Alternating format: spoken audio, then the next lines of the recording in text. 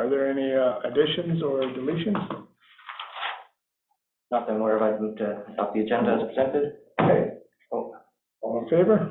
We were supposed to go, I thought we were gonna go through the resolutions for the AUMA this meeting. Oops. I know, I just remembered that too when I was getting ready to come here. We could. Do you want me to just do that over email, or just do a group email? There's a lot of resolutions there. Yeah, there's pages. I think you just leave it to you, to be honest with you, just leave it to you. There's a couple that I have some input on, Okay, but I yeah, think yeah. we just do it by email. Okay. It's probably Yeah, I a would lot of time, yeah. That'd be a great idea. I could send them all out in a. Yeah. Yeah, I know, I already have the. Yeah, they sent them. Okay, Yeah. fair enough. Yeah, and that could be a 3-hour discussion if we Well, do it. Yeah, that's what I was thinking. I was like, oh, we're gonna be here all night. We can always discuss it on Saturday too when we have our little, so. Okay, sounds good. Okay, so you're making a motion, Corey, for the agenda? Yep. All in favor? That is carried. All right, well, the first order of business is the Thorsby Lemonade Stand Charity Appreciation. See, Donna, do you want to comment on that for us, please? I would love to, Your Worship. Just for everyone's information, the Johnson family and the Lemonade Kids raised over $1,700 to support the Stollery, an incredible accomplishment for the community. This was huge. The family raised per capita the most money for the Stollery here in our mighty little town of Thorsby and made the news. If Edmonton would have raised this much per capita, the amount in Edmonton would have been $1 million, and Edmonton raised $267,000. So it's amazing what you guys did. The Simply Suffered Lemonade Stand Day is a full fun program that gives kids the opportunity to run a business, learn about entrepreneurship, philanthropy, marketing, and customer service at a very young age. Each year on one day, hundreds of youth register to host lemonade stands, creating individual events in their community, and they help raise money for the Stollery Children's Hospital Foundation, which is an important thing for all of our communities. This is the 4th year for the Johnson family participating in this program. Mayor Hodgson, on behalf of the Council and County Administration, we will ask you to make a presentation to this mighty team.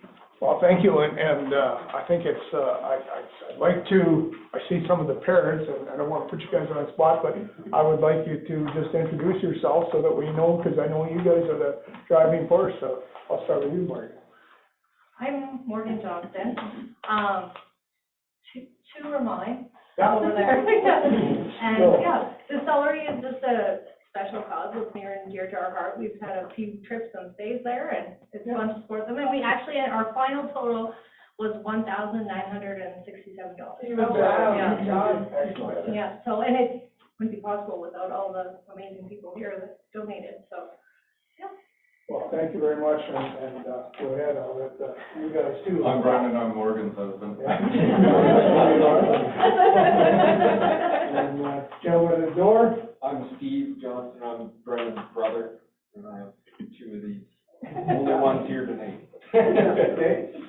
I'm Chris Anderson, I'm Morgan's brother and owner to one of the little lemonade men. Right, so thank you guys very much, that's an incredible feat, and on behalf of the town of Thorsby, we've got a little appreciation for you guys, and hoping that you can, go ahead. I don't know who wants it there, but I'm gonna shake your hand, thank you very much, and I hope you guys keep doing it next year and Daryl, going forward. perhaps maybe you want to do a picture? Picture in the front.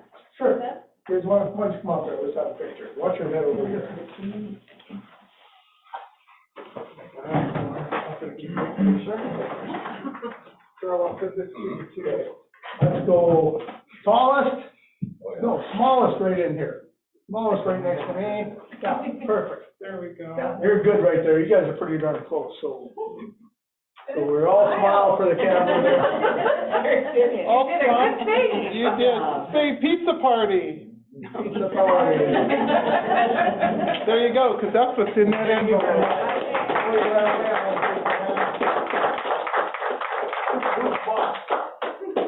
You're the boss.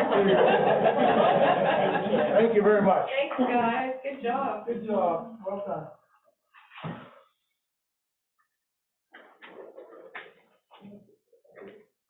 All right.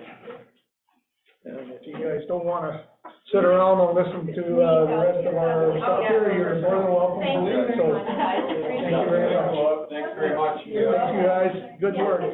Let them learn about the. Yeah.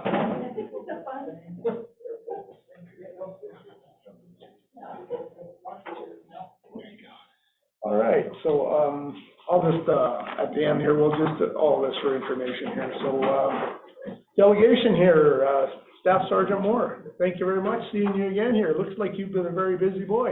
Yeah, it's been a busy quarter for us, for sure. So thank you very much for having us. We appreciate it. I'll try not to take up too much of your time because I'd like to just sort of utilize that time for Constable Barnes, who will interview her in. He'll introduce himself here after I just sort of finish mine, because he has an important program that I'd like to bring to your attention as well. So, so the stats that I'll be reviewing are from the first quarter of 2023 for the RCMP's first quarter, so that'll be from April, May, and June of this year. I'll just sort of skip through the first couple of pages there. So the community priorities that we have set, we have 3 community priorities, and this information, the priorities are based off information that we've received from councillors, mayor and council meetings, as well as town halls and the input from the community. So we set priorities based on what's important to the community as a whole. So the first priority that was set is crime reduction. As we all know, especially property crime is a big concern out in the rural Alberta. So we are targeting our prolific offenders, as I've spoken about in the past, that a very small number of people are responsible for a significant amount of the crime. So we target those people who are involved in that crime. We set a target for 475 offender checks in a year, and for the first quarter we've done 95. So we're pretty much on track in order to meet that goal for the year. And once I get to the stats a little bit later, you'll see how checking on these prolific offenders is continuing to have a beneficial effect on the property crime. The other ones that we do are hotspot checks, which is just basically roving patrols and marked police vehicles, not only in Thorsby, but especially out in the more rural type areas, so that the public as well as everybody else is aware that we're out and about. Next priority that we have is communicating effectively, which would be meetings like these. For the first quarter, there were 9. That's between Thorsby and Breton. 9 times that I met with Mayor, Reeves, and councillors, and we also had 2 town halls. They were held out in the Brazeau County area. So there will be another town hall that'll be probably a little later on and prior to Christmas, more than likely, and I'll let you know when that's going to be taking place, and it'll probably be more in this general area. So hopefully, and that one there was more directed towards the town hall was more in regards to the effect of the fires that we're having out in Brazeau County. That ended up going into Drayton Valley, but it did start in our jurisdiction. And then the final priority that we have is enhanced road safety. That involves 2 different things, one being check stops. So the yearly goal that we set for check stops is 110, and just in one quarter we've done 43 in between Thorsby and Breton jurisdictions. So that's been very beneficial for increased visibility, and hopefully the word gets around that we're going to be there and we're going to be checking for impaired drivers. And then the violator contacts, that's going to be contacts that we have. Our general duty members are going to be having a proactive contact with the traveling public there. That could be for any type of traffic safety offense. We had set a goal of 700, and this quarter we did 177. So we're on track to meet that goal. And that doesn't mean that every time somebody's going to be getting a ticket, but they will, it could be a verbal warning, a written warning, just to let them know what the violation was that we were able to see. And that increased. We only have the visibility there with that one person that we contact, but everybody else that happens to be driving by there too, and they see the red and blue lights flashing. The stats that I have here are just actually for the Thorsby jurisdiction, as opposed to the Breton as well. But I'll sort of talk about both. So, like I said, the one I just sort of want to concentrate on is property crime. This one is just showing that it went down 4%. But I can tell you that for Breton's jurisdiction, that property crime number went down 29%. And the numbers here, we're going from 96 to 92, so the numbers, they're fairly close. We have a lot more property crime out in the Breton area and more in the rural area. So those numbers are much higher, but that property crime number has come down significantly, like I said, 29% first quarter of this year compared to first quarter of last year. And a lot of that is going to be attributed to ensuring that we are monitoring these prolific offenders. And as you'll see here, I'll just sort of touch base very quickly on a number of our sort of files of significance where, you know, when we're talking about prolific offenders, they are not just committing one crime. There's a significant number of offenses that they end up getting charged with. In regards to our vacancies, we're doing very well. You know, policing in general, not just the RCMP.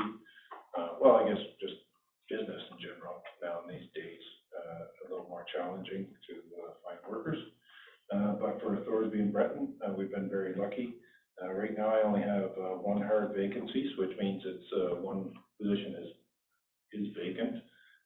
And we're having a recruit that's going to be coming in here in September to fill that. So it takes a couple months for them to get sort of trained up, but we will have that one filled here fairly soon.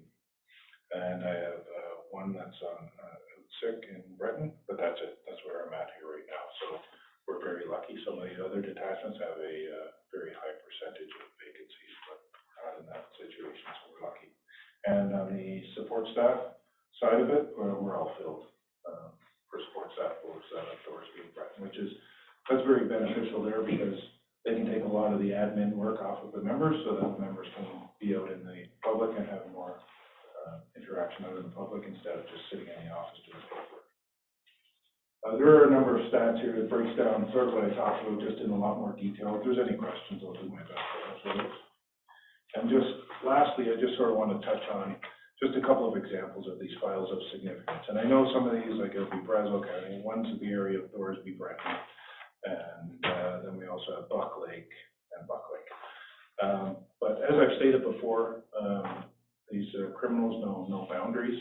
So the fact that we may have caught them or they may have been holding on to their stolen property in one particular location, this stuff will be stolen from all over the area. So if we know where they're at, we'll just make sure that we go and get them and retrieve that property and hold them accountable. So hopefully the more that we do, the less they want to be hanging out in this area and committing a crime there. And as we'll sort of touch base here on that capture program here in a moment. But, you know, like I said, it goes on and on. So it'll be like April the 8th, we had property, in this case here, a property owner arrived at the residence, interrupted two suspects that were attempting to gain access to the home. Male proceeded to ram the homeowner's vehicle and attempt to flee. Numerous resources, including Thorsby, Drayton Valley RCMP, PDS, dog services were involved. They ended up arresting a couple of gentlemen there on that. But when you see that, like it'll be not just, like I said, one charge. We have break and enter, possession of stolen property, fraudulent concealment, possession of weapons, assault with a weapon. It just goes on. And that's just one interaction that we had with this one couple, two people that were in that vehicle decided to try and get away. Another one that's sort of a little bit closer to home in the area of Thorsby and Breton, that would be our crime reduction unit, investigating a stolen truck that was observed here in Thorsby. They executed a search warrant on a property that was, like I said, this is where it's all linked together. It'll be, property down in the Breton area. In this case here, we ended up, there's two vehicles that resulted in a pursuit with two different stolen vehicles. A helicopter was deployed. We had our dog services that were involved, which resulted in the arrest of, three different people there. So Mr. Davis from the area, Sheldon Thompson. But you can see how, once again, you have one there that's charged with failed to comply with an order, which would be, they would be on some requirement to either report or curfews or whatever it happens to be, no alcohol, those type of things. So there's 8 charges just on that, 2 for possession of property taken by crime, operate while prohibited. Like I said, it goes on and on. So these are just some examples of what took place. The other thing that we did a lot, that was taking up a lot of our time during this first quarter, was going to be the fires that were happening. as well. So the big fire that, people would be well aware of would have been, well, I guess we'll call it the Great Valley Fire. But that actually started on our side of the river and then ended up jumping over into Drayton Valley. But that fire had, started, weeks beforehand, flared back up a number of different times and ended up, turning into the fire that you saw out there. But that was the biggest one. But we had multiple other fires that we were dealing with in Leduc County, Brazeau County, Wetaskiwin County. That was, tying up an awful lot of our resources to start, cordoning off areas, evacuating, quarter sections, until the fire could get put under control. And, so we had multiple fires going on at any given point in time. And then the Drayton Valley Fire really started, pulling our resources out there, so. But while that was going on, we still had all the other crime. We had a pursuit that came up through the fire area and then put firefighters and other workers in harm's way when they were coming up to a checkpoint there, so. Yeah, so that was our first quarter, so, yeah. So if there's any questions, I'll, Yeah, the last couple of times we, talked to you, there was obviously the notable kind of appreciation in a lot of, the crime stats that presumably tied to just social issues around COVID. Are we getting a sense of a lot of that's normalizing and kind of getting back to a, like, 2019 sort of level, or is it? Yeah, I think so, yeah, that you don't really see those type of, issues or concerns there anymore. There's still, within Alberta as a whole, we're still seeing, I think, in regards to some of the, unrest and, people being upset over different things, that group of people have changed and moved from COVID to pride type events. So what you see there now with, the people are, facing charges out there in, Ottawa, one of those, that lady is from southern Alberta and stuff there. But we still see some of that, not as much in, the Thorsby Breton area, but some other parts of the province. Yeah, looking at like a lot of the trend lines, I mean, there's obviously quite an arc coming back, down, it looks like now, so, yeah. Yeah. You get a sense that's kind of gonna be the new Exactly, norm. so, but I think, what you're talking about in regards to our stats, I think, yeah, exactly, what we saw there, where people are being cooped up, and then maybe that was causing, increasing some of the domestic violence and those type of, files that we're seeing there. I think we're probably moving back more towards, the norm, prior to COVID. That's good to hear, because, yeah, some of those were pretty big spikes, but, yeah. Yeah, for sure. Excuse me. Is your detachment offering the locking screws for license plates? We do have that, yeah, for sure. Okay. So, yeah, we have that, and that can, people can attend either the Thorsby or the Breton detachment. So what that program is basically you'll get, one screw, that's all you need. I've seen some places, some people are getting two of them, but you don't need two. So it's just gonna be a screw that'll go onto your license plate. We'll just remove one of the ones that's on there. Put this, special type of screw that's gonna go on there that requires a special screwdriver in order to put it on and remove it. And then if you ever need that, you can, either come back to the detachment or go to, any mechanic, like for the bigger ones there. If you go to any, dealership, they should have that screwdriver as well, the specialized screwdriver in order to remove it if you go to sell your vehicle. I did have the screw on one of my vehicles when I came back to your detachment to get the tool to remove it, and you guys said you didn't have one. Oh. So I ended up going to the dealership and they managed to get it off. Okay. There are, and that's the thing, it depends on which, did you come there to put it on? To remove it Yeah, where did you get it to put it on?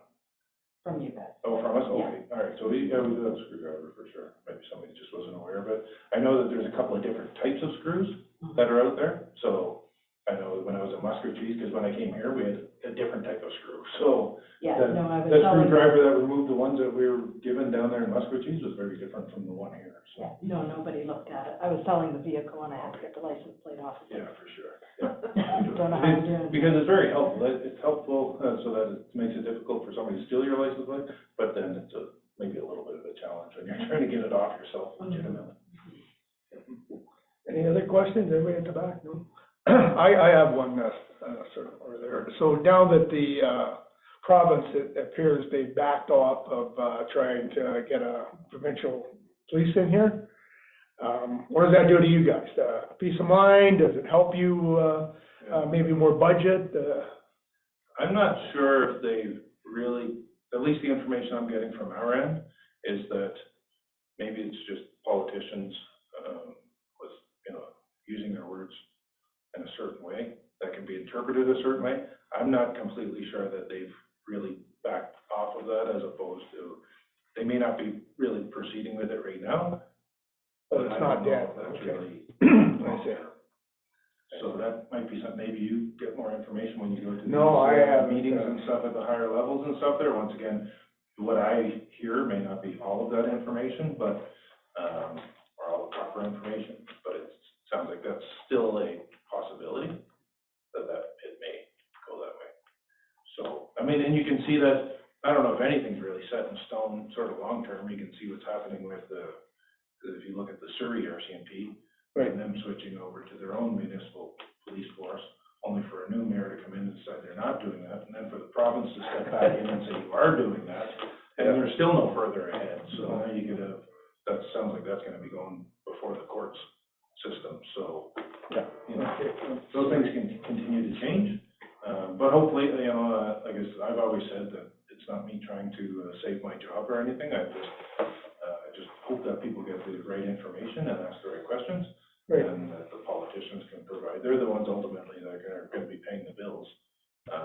They are putting more money into like sheriff units and stuff there, so when they say that they're not getting rid of the RCMP, but the money that they're putting towards enforcement is going in, not necessarily to the RCMP, but to other units like the sheriffs. That would be doing what we should be doing. Yeah, that's good to know. I just, Yeah. I kind of agree with you on that. It's just that you haven't heard anything. No, for the time being, it's something like that, I think that's when that word comes out, that's a long-term process for sure. Yeah, Grand Prairie just started with them switching over to their own police force, but that's gonna be years, right, in the making there. Well, perfect. Anything else for, Just a comment on the sheriff, one of the things that, the issue is with the sheriff is they're not really police trained, they're traffic trained, and so they really can't do what police do, and there's some issues with that, especially in Edmonton, and that's from my sources, and they were wishing that, some of the police sources are wishing that the sheriffs had more police training, because of what they have to deal with, so, I'm just expanding, I heard what you said, and that's the problem, is you can't, police training is one thing, highway traffic training strictly is another, and commercial vehicle enforcement is another discipline, right? And so, there's some issues in downtown Edmonton and downtown Calgary with that particular support model. Yeah, I mean, they're starting a warrant apprehension unit and stuff there, so I'm not sure how that'll all roll out. I mean, that's in regards to looking for people who are, they're targeting people who are wanted on warrants, going after the ones for the most serious type of warrants. But that's gonna be most of it's gonna be in our jurisdiction, like RCMP jurisdiction, so they're gonna come out there, and then when they do find somebody, now, what's the whole process? It's one thing finding them, now what are you gonna do with them? Like, you still need to bring them, and you need to put them in a holding cell, and you need to have a hearing, you need to do all of those type of things, and now we're going with two different, organizations, the sheriffs and the RCMP, in this particular case. So, we'll see how that all works out. Jurisdiction is a sticky thing. So, whether provinces decide to go that way, so. Irene, you have a question? Like a statement, really. I grew up in England believing that prevention is better than a cure. So, way back then, I caught my 12-year son playing with matches. So I went outside and I tore them up and took the matches away. And I think before my back was turned, they were at it again. So I ignored it, went in and did what I had to do, got my two younger ones ready, and I walked to the closest police station. And I went in and I said to the constable on duty, I found these two kids playing with matches. That's wrong, right? And he said, of course it is. So he talked to them and asked them some questions, and he said, come with me. So they went with him, and then he come back to me and said, come back in 2 hours for them. I put them in a holding cell. Oh. I have never seen them play with matches since.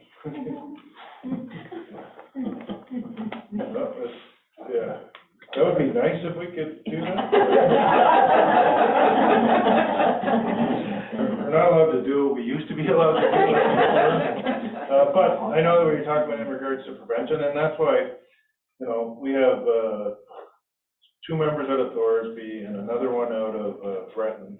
And part of their duties, are, well, they spend more time doing that than other members. They're assigned to schools. There's an enhanced, school resource officer program that's being funded by Brazeau County in one case and, Black Gold School Board up in this area, for the Thorsby schools and Warburg.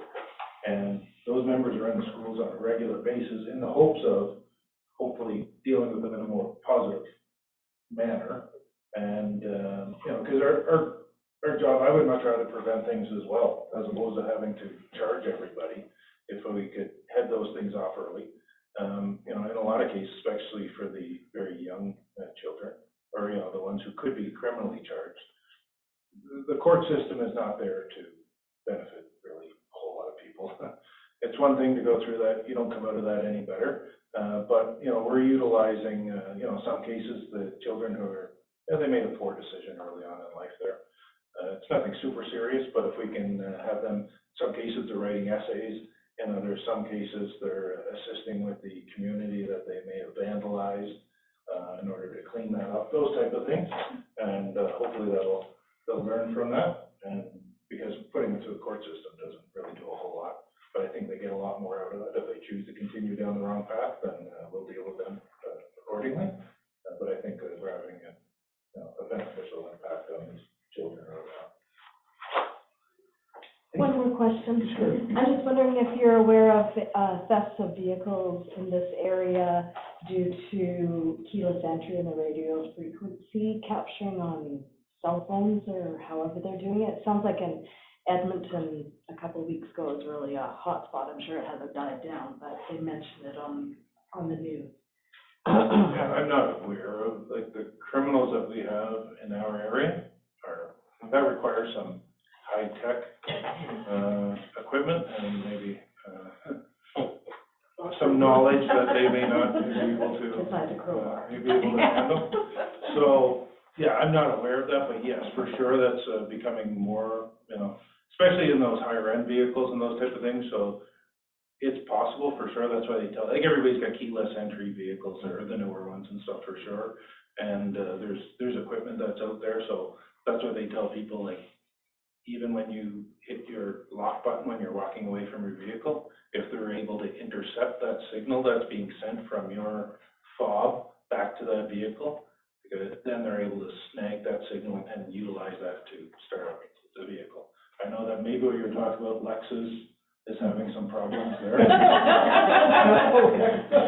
All right, That's what I'm hearing. I have a new fob protector. It's not even actually the fob, so I don't want to take up all your time, but they're not even utilizing, at least what I've seen there with the Lexus, it has nothing to do with the fob. It is an equipment issue, and I'm sure Lexus is going to try and address that, but they're able to get in, and that's why sometimes you'll see what we look for is that a headlight is not working on a Lexus. That would be an indication, because basically there's a module in the front corner. They're able to tear off around the wheel well, disconnect that little module, and now they can start your vehicle right away. So that, but when they disconnect that module, it turns off the headlight. So that is a good indication. Check your headlight. That's a good indication that, and they can get in there in like minutes. So once they do that, they tear that off.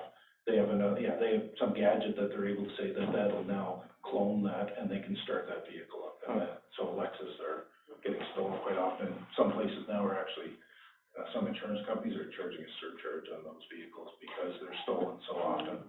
But they're high-end vehicles. Like I said, we're talking about something completely different. I mean, you have to have an out for it. Most of the vehicles being stolen around here either are being stolen so that they could utilize them for a short period of time to commit other crimes, or and when they're finished with them, they just burn them. They're not there to have these vehicles. Those higher end ones are being they're being stolen, they're being put into shipping containers, and they'll be overseas before lots of times people even know they're gone. Yeah. One last thing, I'm sure that CO Don's probably gonna talk to you at some point, but we were gonna do some emergency planning tabletop exercise in the spring, so I'm sure if you guys can, free up some time and resources and want to participate, I'm sure that would be greatly appreciated. For sure, yeah. Just haven't got to you yet. Okay, no problem, yeah. Yep. Maybe probably even I, so. Okay.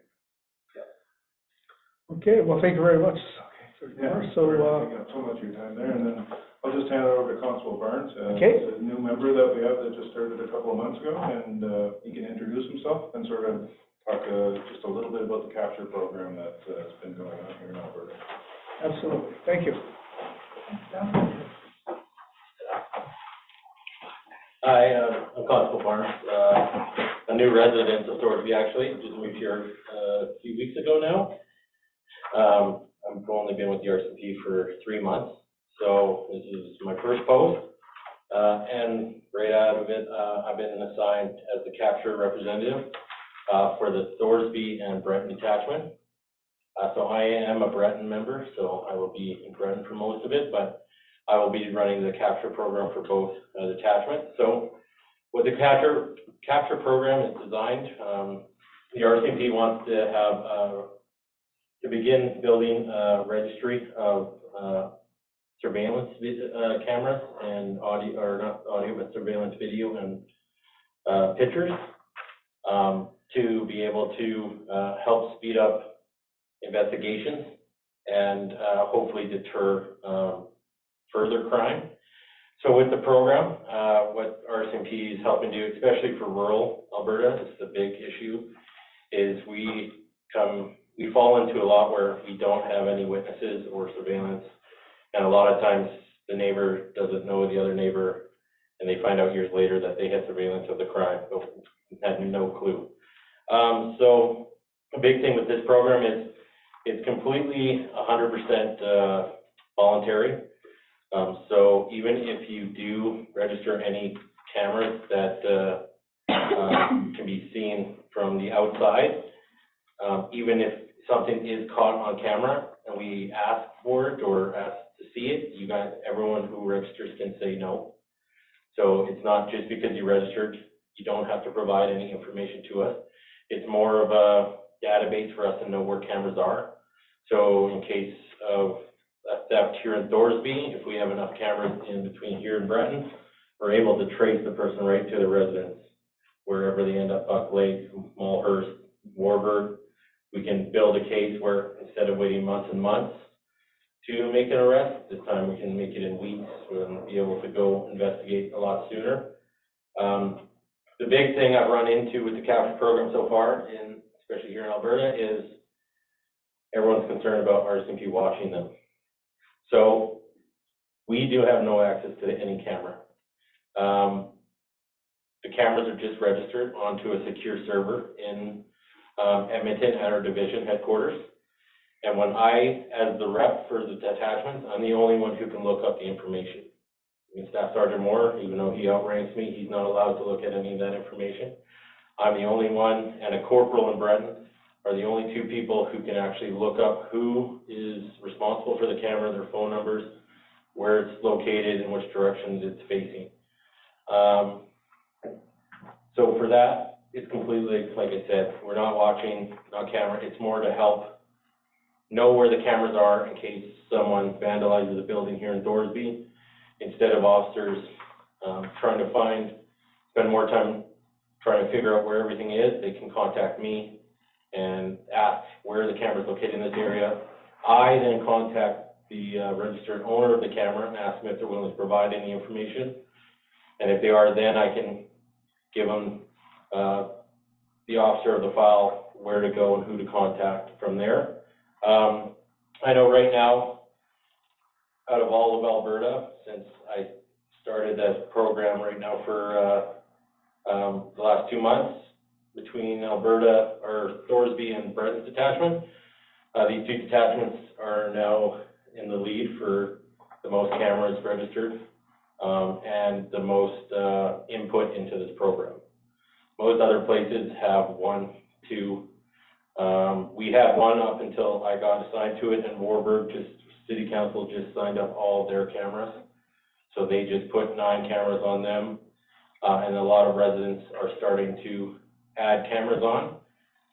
So a big thing is we're just trying to spread awareness and support for this program so that it can help further our investigations when crimes do happen in these communities, and help, like with the stats, like Staff Sergeant Moore showed, help reduce stats even more than they are now by having our prolific offenders know that this program's out there now and that we are monitoring all over this place, so there's a lot less for them to be able to get away with without being caught right away.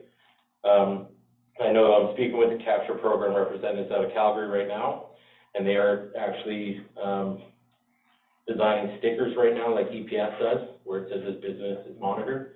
So these stickers are going to be the exact same, but it'll be this building is monitored by the capture program. It'll be a reflective sticker for people's residents and businesses, and once I get that, I'll go, and everyone who's registered, I will be giving them free stickers to add to their properties to try to help bring down crime and just get the word out that you can come around, but you're probably going to be seen this time.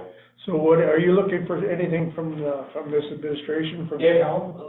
If you guys have any city cameras to register, I'm not too sure what you guys have. Well, we have some at the complex, for sure. Then it would just be for us as a detachment, it would be easy to help with our investigation, especially for anything around Thorsby here. If all the city cameras are present, and it also helps within the community, that the community knows that the city is on board with this program. When the city's not on board, then the citizens will, it's kind of harder to go on from there. Warburg signed up, and now tons of residents in Warburg, because Warburg actually put out a notice about the program. They sent information out to them, and we are having residents register their cameras because of the city council in Warburg being big support of it. Breton, we just did a town hall in Breton last night, and Breton was a big support of it, so we're going to see how much support stuff we get out there in Breton area. So for us right now would just be the biggest to help. If the city has any cameras, just to register them and then help spread the information throughout the community here. Yeah, Are you happy just doing that, or do you want a motion for that, or? I don't think so, Councilor Corey, we're happy to do that, 100%. Anyone have any questions on the program? Yeah, just looking at the websites here, this is like a very uniquely Alberta-specific program, or? This is just 100%. Each province has their own. Yeah, okay, so But there's this similar one, things. Saskatchewan has their own capture program. It's more the prairie provinces have, because between us, Saskatchewan, Manitoba, rural crime is the major issue. Why, I don't know, it seems odd that why wouldn't there just be a centralized sort of? Because they want to bring it in for each province has their own. So I don't have access to Saskatchewan cameras or their information. Yeah, just to segregate. This is just, I only have access to anything coming into Alberta. Anyone registered in Alberta, I can't see any other program, and that's just kind of keep it. Once we go there, instead of it being on secure mainframe in our headquarters in Edmonton, like all your data saved just in our headquarters, shut off from everything else. Now we have to bring in other provinces, and there's more of a chance for like not being as secure. So in this way, we keep it per province. The information and data can be a lot more secure. Fair enough. Excellent, so, yeah, go ahead, Sarah. I just have one question, because I don't want to get it out. Did the RCMP do a privacy impact assessment? Yes, they did. So they did all that, they did everything, and the big thing for this program here is it's completely voluntary, and we have no access to anything. The only thing we have access to is the location of your camera and which direction it's facing. So even if your neighbor house gets broken into, and we call you and you guys have footage of it, you do not have to provide us with footage. You can tell us, no, I'm not interested in providing. So that's kind of how they determine, like, to keep the privacy. The cameras are 100% you. This is just the registry to let us know to help us in our investigations that these are where all the cameras are located in the community.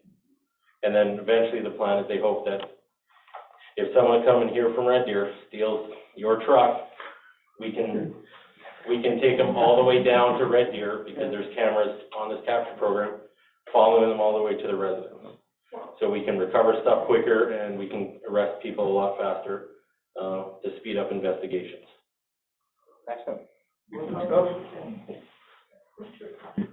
Just because I know there's probably a lot of people in town who are like, oh, I didn't have cameras before, but I should get cameras, and then I can help this program, and then hopefully reduce crime. Because I'm not 100% sure, and I don't want to assume, what is the law regarding how you can place your cameras on your own property? Because I'm under the impression you can't space them off your property line or to other people's property. But Yeah, you can. Yeah. Because every camera is gonna be looking at somebody else's property. Like if you have a Ring doorbell or whatever it happens to be, it's facing across. It's a little different if if you can't be setting that up. You buy a camera and you put it in someone's window. Yeah. That's a little different, but if it's on the corner of your property and it can see your neighbor's corner of the house, If anything that you're looking at is going to be from your property, the camera is gonna be able to see exactly what you can see.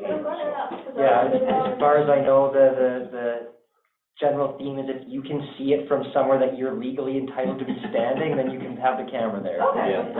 So that's You're allowed to go stand on the sidewalk and look at all the storefronts, so you could film all the storefronts. Okay.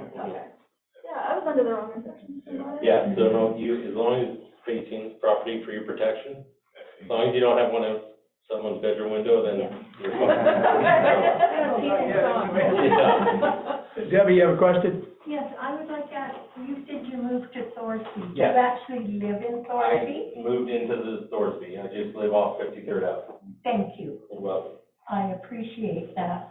Years before, all the priests that worked in Thorsby lived in Thorsby, as did the school teachers, and I don't know why they don't now. So I say thank you for that. Thank you. Well, thank you very much. I'd like, welcome here, and I'm gonna, say to Donna, we have a little presentation for you as a new resident. And, I'm gonna turn it over to the city of Donna here, and she can. Thank you. Come on up, Constable Barnes. We'd like to do a welcome. Okay, And a little birdie told me that when you first moved here, you had a plumbing issue. I did. So we've given you the Thorsby plumbing kit Perfect. to our newest RCMP rookie member. Thank you. And we said, welcome to Thorsby, in support of your initiation to Thorsby's plumbing. We've provided the Thorsby plumbing kit. The duct tape roll, it's intended to keep you very busy covering the leak. The really used awful set of pliers, maybe they work, maybe they don't. We have interesting pipes. Perfect. And one small screwdriver does nothing, but you just throw it in the wall. Perfect. So there's your plumbing Appreciate kit.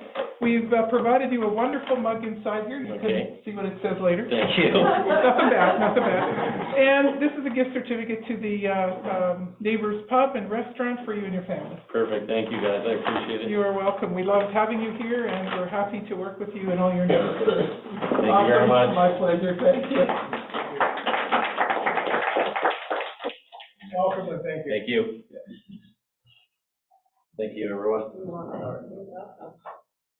Oh, by the way, Staff Moore said you had a good sense of humor.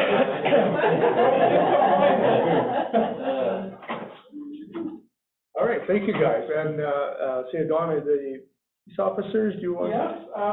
Yes, Your Worship, just a very cursory introduction at this point. Chief Elijah, if you'd like to introduce the newest Kalmar Thorsby, almost CPO member. That's a rookie mistake. I meant to do that. He's not gonna complete his training. Get radio training. CPO Elijah, please, the floor is yours.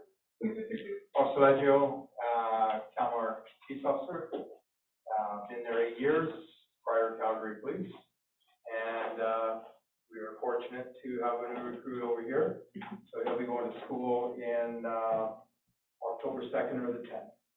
I'll let, Dejan here introduce himself. Hello, my name is Dejan Cvijetic. I'm a member here of the community as well, neighboring member. I'm from Kalmar myself. I don't know what to say. I'm happy to be here. I've spent the last week, 2 days driving around the community, getting to know some of the businesses, helping out at the crosswalks, and looks like you have a very vibrant, nice community here. I look forward to working here and helping out where I can and making friends. Like Officer Leggio said, I'll be starting induction training October 2nd or 10th, and hopefully when I come out, I'll be able to know how to holster my radio. Other than that, if you guys see me around town, feel free to approach me, ask questions. I'm happy to talk. And, yeah, that's kind of where I leave it. Well, very welcome, we're welcome here, yeah, go ahead. I was just gonna say, it's unfortunate you're from Calgary, but if you move over to Thorsby, we can, you would get faster too. Yeah. Get the plumbing and stuff. That's a really good one, I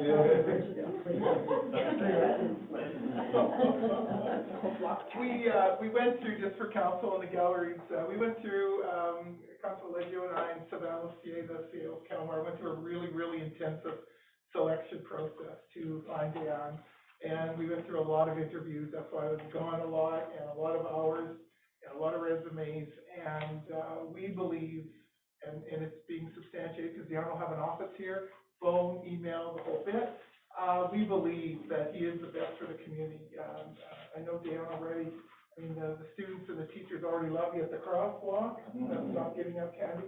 And we've got lots of cool plans for Dion, and we're talking a lot, and Officer Pasquale is training officer here as well. We believe that Dion's the best for our community. He's got a great personality, he's interested in people and talking to people and getting to know the community. I know that he will be a great asset to the RCMP, to all of you as well as Constable Leggio is, and I look forward to lots of allied agency interaction, and we're happy to have Dion here. Absolutely, thank you. Pretty soon to have hips on his shoulders. Keep them clean for now. Thanks, gentlemen. Thanks so much. Thank you.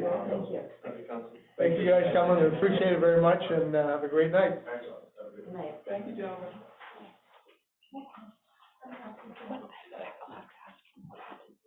All right.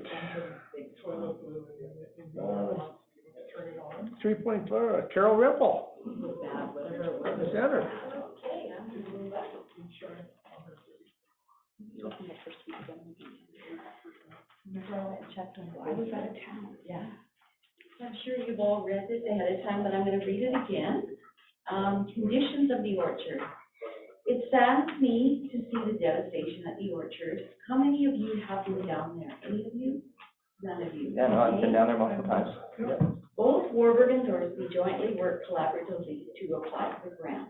There were many volunteer hours writing it, meetings around it, purchasing plants and supplies, and reporting it.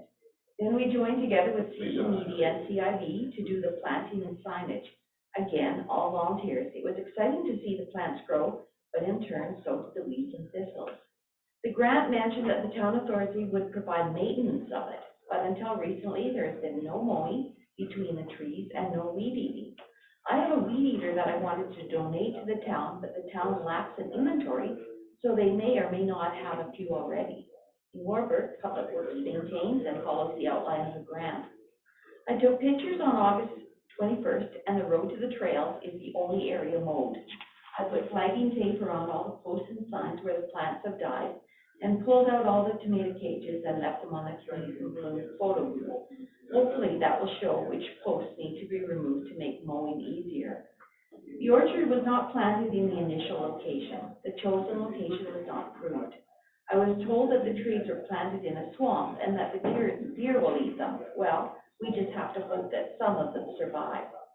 There were many things initially that were neglected, like leveling the ground before planting, rushing to plant before winter, not building a high fence around the orchard.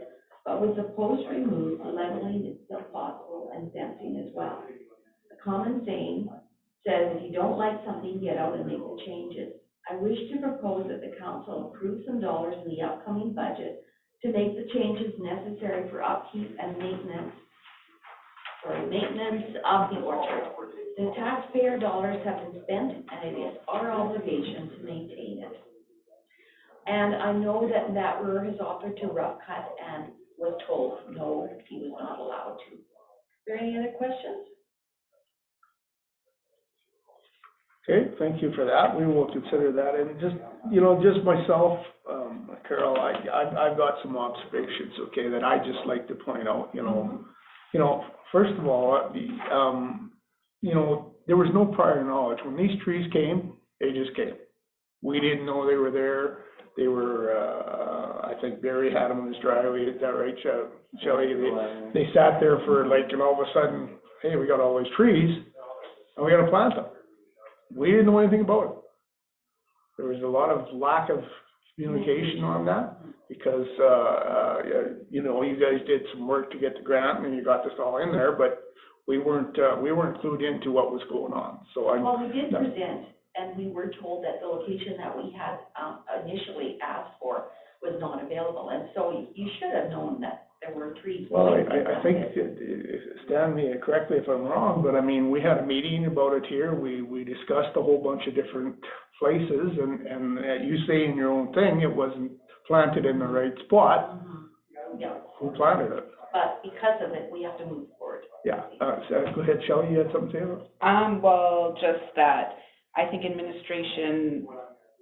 didn't administration partner with you guys to work on the grant at all? So they knew about it, did they not? Okay.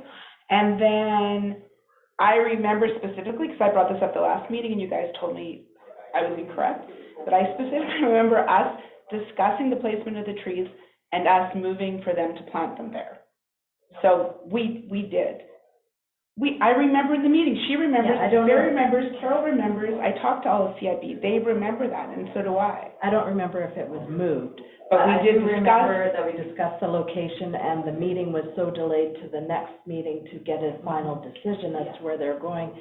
And winter was creeping in, and we had thought about putting them along a perimeter of the tree line, and the Lions were considering expanding their campsite and development, and so no, they couldn't go along there, and where was the right location.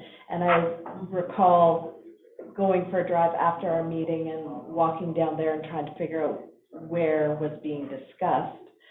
And then I don't know who made the final decision that, okay, we'll put them in that plot of land where. Yeah, that's what I don't recall either. 'Cause I remember we had the discussion, I know we even had some people in the gallery said that we should get an arborist, and there was a lot of conversations going back and forth there, but. And the trees were. No decision. No, I don't believe The it only was, I decision was really you don't. couldn't plant it where you originally asked to plant it. Right. That's the only decision that was made. It wasn't, yes, you can plant it Yeah. there. That's how I recall it. Yeah. Yeah, that's the way I But they had to recall go it too. in somewhere, I'm not that's pointing any where- fingers, I'm just saying that, you know, it's in a bad spot, it's in a terrible spot. Right, but now they're planted and we need to move forward with it. Yeah. So, I do have one more comment to make. Sure. And,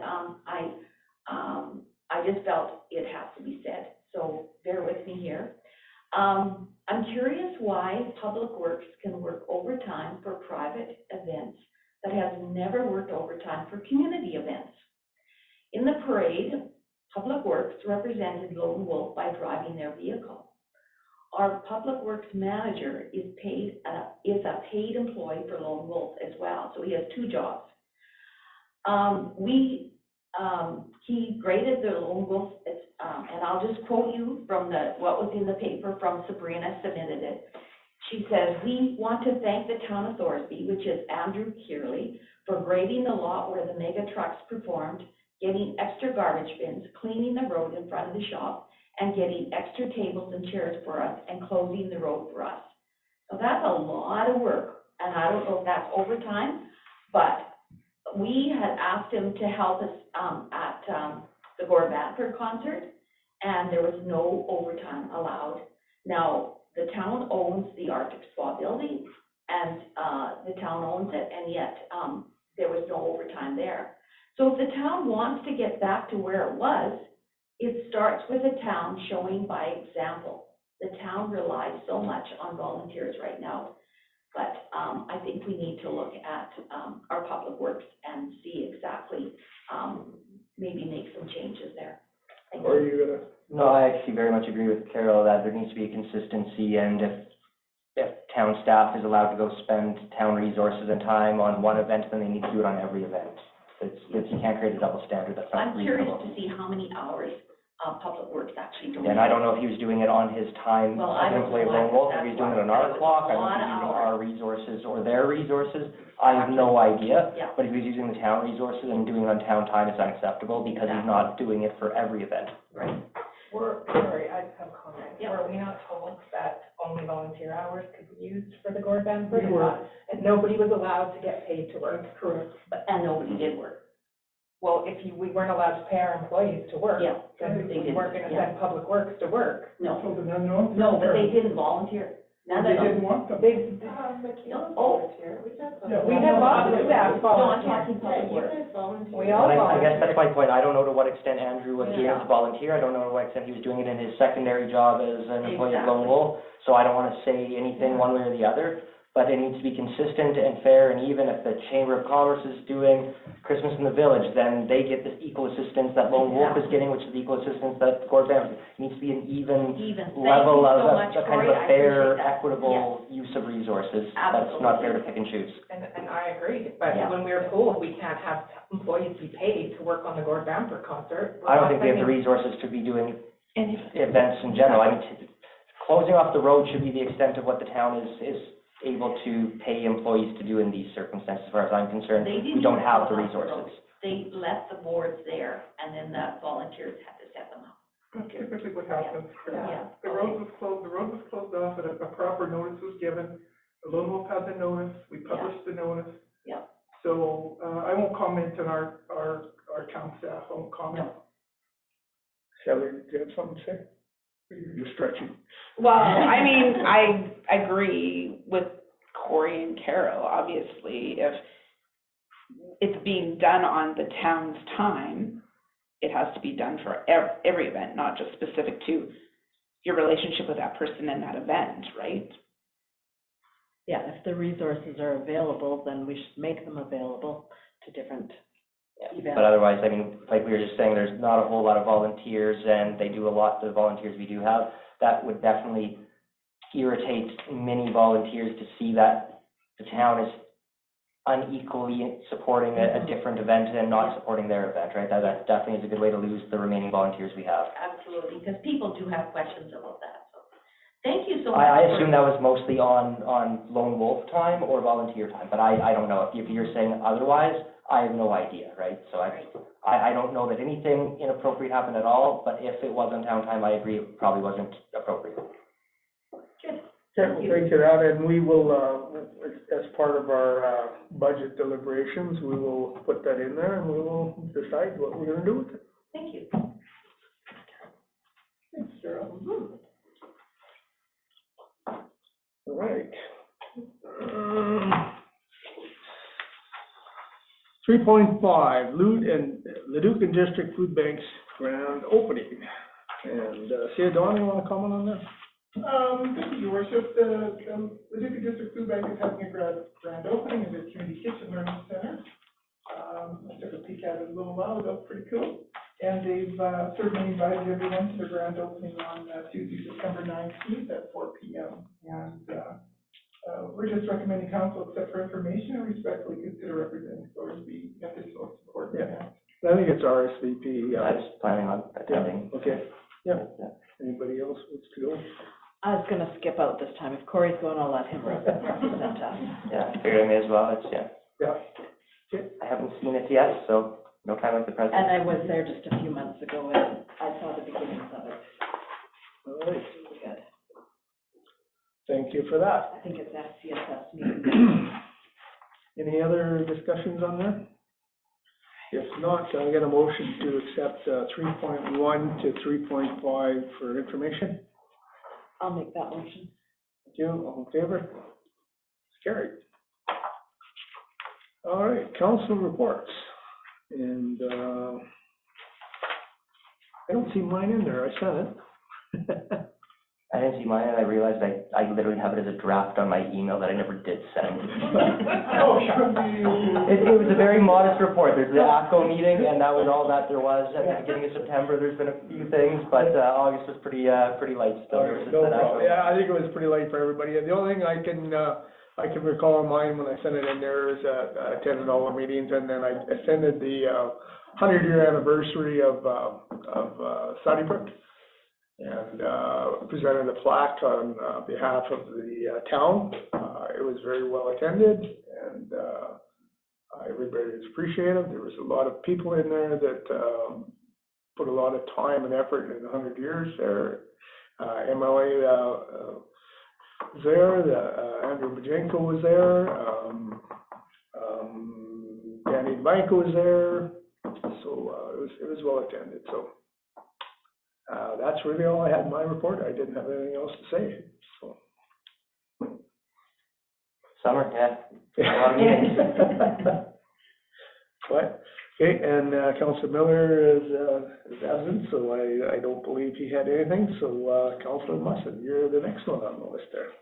Well, I was at the August 8th meeting, and I was absent for August 22nd.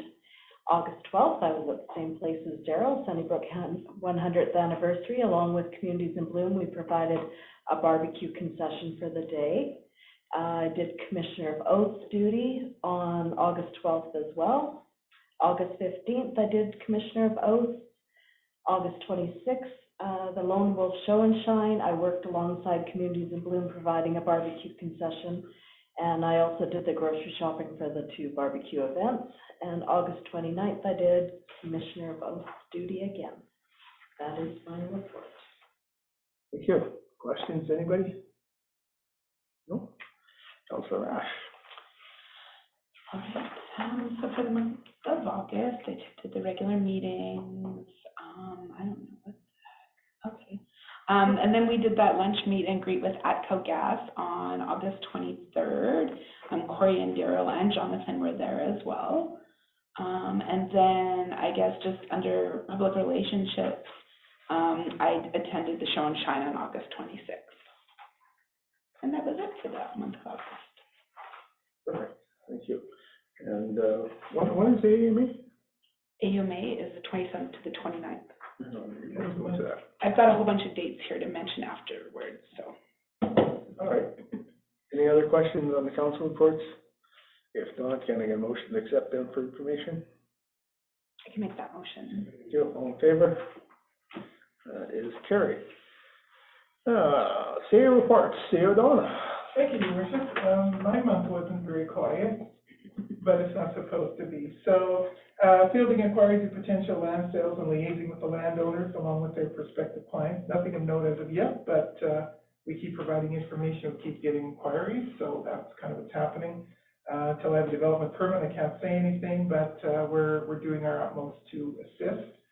Met with Ladue County Fire Chief for our quarterly meeting. We discussed emergency management, notification of any capital projects that will affect our budgeting for payment to the county. I also realized that the lease had run out on the Public Works building, and that ran out in 2015. Interestingly enough, in the 2015 lease, it indicated that if we vacated the Public Works building to a new one, we had to demolish it at our expense. Well, that agreement's run out, so I'm really not amenable to tell them we're gonna demolish that building if we leave it, right? So anyways, I just kind of left it in the air. It was definitely a point of discussion several years back that, well, until they bother bringing it up, I guess we'll just keep using it, but. Yeah, I wouldn't want to have to pay for the demolition of that building, there's no way. So anyways, we're glad that it is expired, we're doing a good job with it, we look after it, and that's kind of where we're gonna leave it. Andrew and I met with APCO for lunch along with Councilors Corey, Shelley, and Jonathan for a meet and greet, and they're excited to work with us for next spring on an emergency management exercise after the fact, so we can be more responsive with recovery. We've sent them a bunch of just thoughts for consideration, and then once we get some dates, we'll start inviting the team to build this exercise for us on the recovery stage. It's interesting when you look at recovery, you look at it from a 5-day after the event perspective, and you ask questions such as what kind of housing needs will we need, what kind of business needs will we need, what kind of startup do we need in a municipality or a area to start up, when do we let people in, how do we communicate. So there's about 30 different questions you ask typically, on a recovery, so we'll start doing that, and we'll keep you posted. Working very hard with the contractor demolishing the Hankin Street building on every aspect of the demolition. We conducted morning meetings to ascertain the daily routine and meetings with the Thorsby liquor store owner, discussing issues with the general businesses that we're acquiring, and interesting, something of note, that the insulation in the roof of that building was straw. Tons of straw came out of there. Could have been newspaper. And Could have been newspaper. 100%, and tar paper, and rocks, and holy Yeah. smokes, it was, and it stunk, that building was rotten all the way through. 100% rotten all the way through, and I will say Mr. Bowman and his team and his company did an amazing job. He surgically took that building apart, and when he had his boom at the front of the building holding up that false front, he picked that up without a stitch after he had. He's quite remarkable at it, isn't he? He's brilliant. Seen him do some very impossible things where I don't know how you can articulate the bucket of a piece of equipment like that. I don't know how he does He's it. amazing. It really is. It's I don't understand sometimes. Nope. The physics just don't make sense. But And he's so modest. I said to him, I like your new hard hat. He just got a new straw hat, so he's wearing his hard hat. And his wife was in the truck hauling stuff back and forth. We had a little trouble with the landfill, but I just made a call and that was done. They just weren't sure. But had a nice chat with her. His guys were great. Everything was soaked. Took out the foundation, and the water we were hearing, what he figured underneath the foundation there were 3 different types of water line running under there. It went from plastic to copper to some kind of weird material, he said, and all of it was leaking. So he said that's probably where we heard the water running all the time. it was like an echoing cavern underneath there. Yeah. It was a lot of water. So 100%. And I wanted him to find Al Capone's either safe under there. Jimmy Hoffa or who knows. And it was solid under there. It was wet. Yeah. It was solid under that slab. We left the foundation a bit from the liquor store so that he wouldn't be disturbed, and we painted the wall. We're just gonna fix the flashing on that building and fix the wall where we wanted to find out how close the other building was, and we kind of fell through the liquor store wall, but the owner's fine with it, so. When you say that the contractor did not damage the building, it was from previous owner, what kind of damage was from previous owner? What was interesting was, somehow the wall had come out, like, if you looked, I don't know if you noticed, but when the wall was taken down against the liquor store, there was different colors of paint on the outside of the liquor store wall. Yeah, I saw that. So there was no walls in there. They had done some damage against his wall. They painted pink and blue and so forth. So we've since painted over it in a gray blue. And then the only damage we did as a team is when we were inside before Alec got there, he wanted to find out, we just wanted to find out, there was a space where the wall wowed, and wanted to find out how close it was. So Andrew just took a bit of a light hammer, and it was so rotten, it went right through in the back, into the liquor store's wall. So way back beyond his bottles. So we talked to him right away before he got there, and we'll have it professionally fixed. He's fine with that. But it was rotten on that side. Yeah, because of the proximity of the building, it just, if water gets in there, it's not gonna dry. Yeah, exactly. Andrew told us today that he thought that was part of that, building, and then he hit it, and then he went through, and then you could see through the walls. He went, oh, hello, I'm in the liquor store. I was like, oh, no. I spent a lot of time talking to the owner of the liquor store. We spent a lot of time talking on the street. I go out there and see him every day, and he was very pleased. He was very pleased. He wasn't scared so much anymore after it first started, because he's nervous about the noise and stuff, and his bottles being rattled. Bottles did not rattle.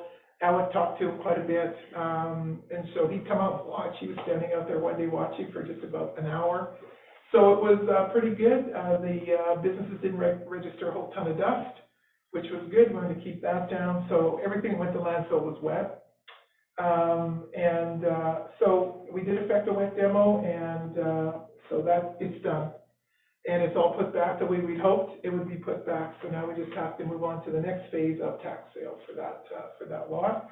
Had a couple offers on it, not very good offers. We have to do it the proper way for a tax sale. Working with Carol behind me on the October Wellness Fair and doing some stuff. We're going to get busy, I think, and do a report, right, pretty soon, next week. Just an interim report.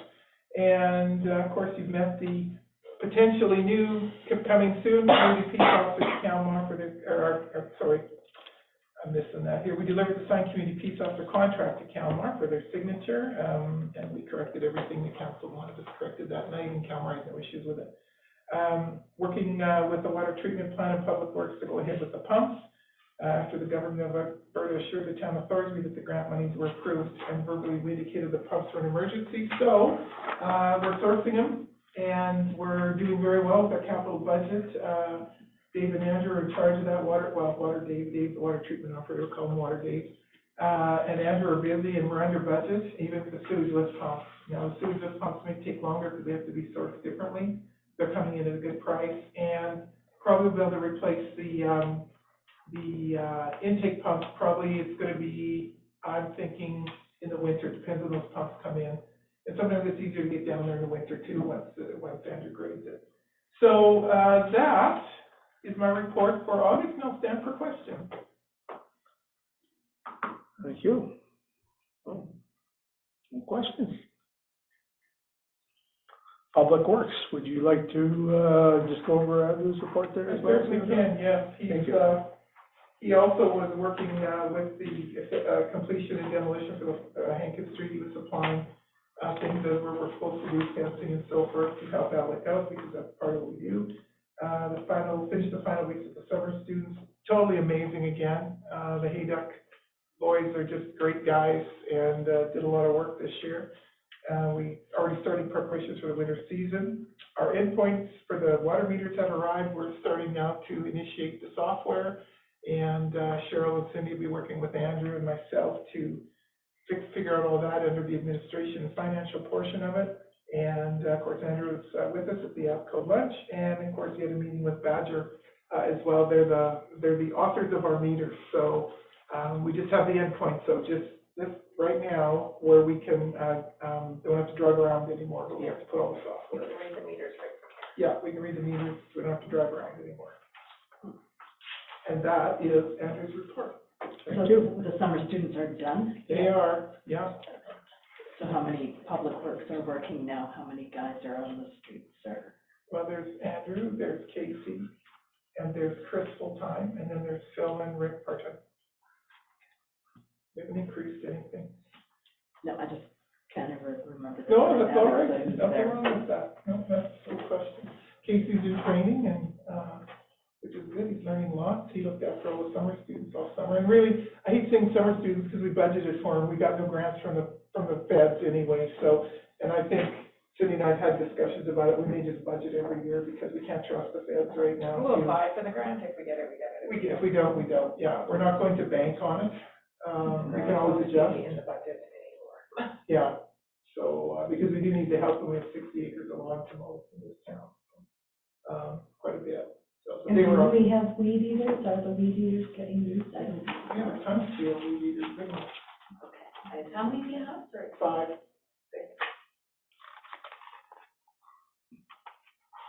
All right, thank you.